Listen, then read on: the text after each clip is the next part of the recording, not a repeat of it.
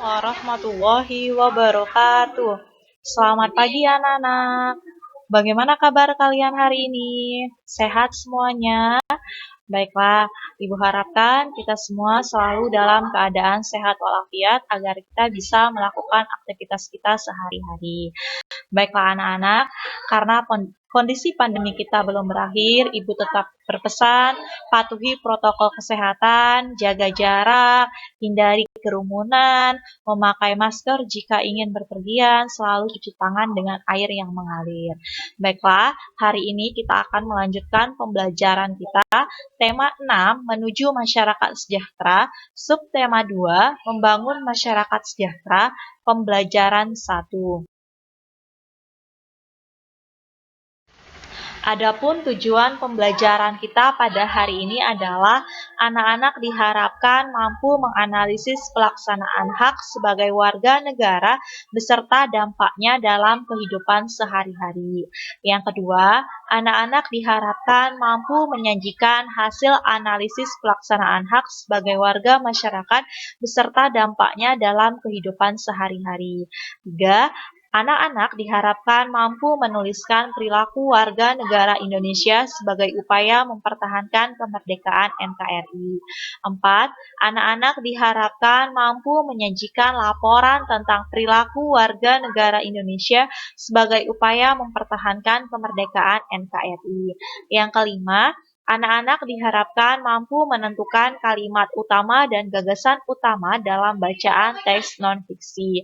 Dan yang terakhir, anak-anak diharapkan mampu menyampaikan hasil membandingkan informasi yang diharapkan dengan informasi yang diperoleh setelah membaca teks non-fiksi secara tulis.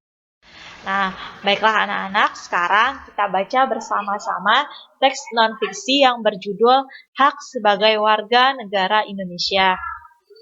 Hak adalah sesuatu yang mutlak menjadi milik seseorang atau sesuatu yang seharusnya diterima seseorang. Hak warga negara Indonesia ditentukan dalam pasal-pasal Undang-Undang Dasar Negara Republik Indonesia tahun 1945. Berdasarkan ketentuan dalam Undang-Undang Dasar Negara Republik Indonesia tahun 1945, hak warga negara Indonesia banyak bentuknya. Berikut beberapa bentuk hak warga negara Indonesia. Setiap warga negara Indonesia berhak mendapatkan perlindungan hukum. Hak ini dapat diperoleh warga negara Indonesia salah satunya dalam bentuk perlindungan hukum saat menjadi saksi dalam perkara hukum. Perlindungan hukum juga bisa diberikan atas hak kekayaan intelektual seseorang seperti hak cipta. Sebagai contoh, hak cipta dalam penerbitan buku. Biasanya yang diberikan hak cipta atas isi buku adalah penulis atau penerbit. Selain itu, setiap warga negara Indonesia berhak atas pekerjaan dan penghidupan yang layak. Hak ini seperti yang telah diperoleh ibu-ibu PKK di tempat tinggal Siti melalui pelatihan membatik. Melalui pelatihan membatik diharapkan masyarakat, khususnya ibu-ibu PKK, bisa menciptakan lapangan pekerjaan demi meningkatkan kesejahteraan keluarga dan masyarakat.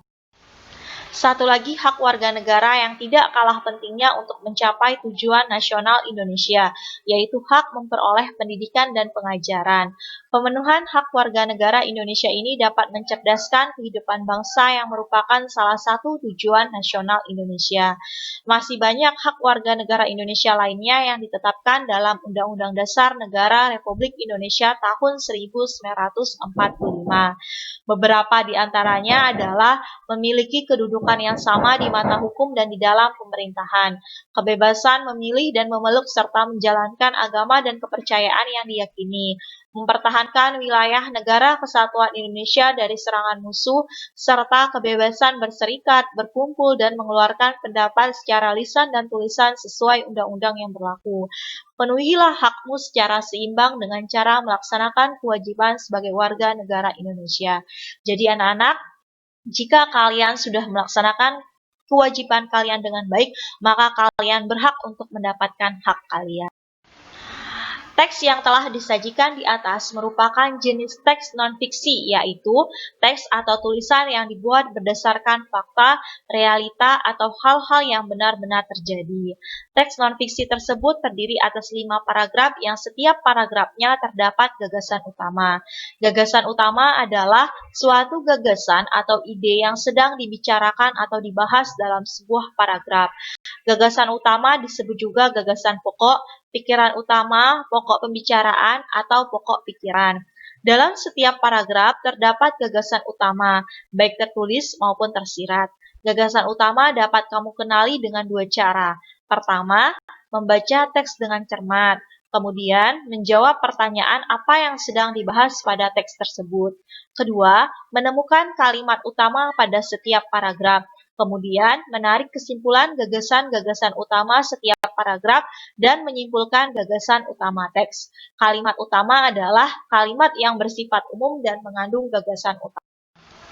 Nah, untuk paragraf 1, kalimat utama, hak warga negara Indonesia banyak bentuknya. Gagasan utamanya, hak warga negara Indonesia. Paragraf 2, kalimat utama, setiap warga negara Indonesia berhak mendapatkan perlindungan hukum. Gagasan utamanya adalah hak mendapat perlindungan hukum. Paragraf ketiga, kalimat utama, setiap warga negara Indonesia berhak atas pekerjaan dan penghidupan yang layak. Gagasan utamanya adalah hak mendapat pekerjaan dan penghidupan layak. 4. Paragraf keempat, kalimat utama, hak mencapai tujuan nasional Indonesia, yaitu hak memperoleh pendidikan dan pengajaran. Gagasan utama, hak memperoleh pendidikan dan pengajaran. Paragraf kelima, kalimat utama, masih ada banyak hak warga negara Indonesia lainnya yang ditetapkan dalam Undang-Undang Dasar 1945. Gagasan utama, hak warga negara ditetapkan dalam Undang-Undang Dasar 1945. Sekarang, hak mendapat perlindungan hukum itu diatur pada pasal 27 ayat 1. Hak pekerjaan dan penghidupan yang layak diatur pada pasal 27 ayat 2.